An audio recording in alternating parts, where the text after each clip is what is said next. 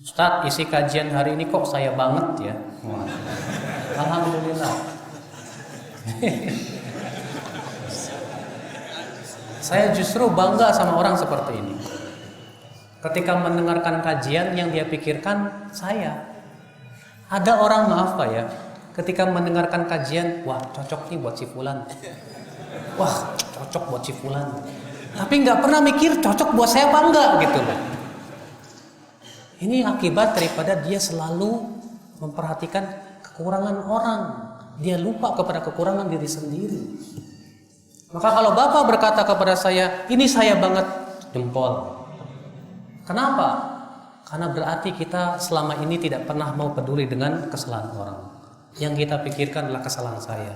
Kesalahan saya. Masya Allah. Ya, luar biasa.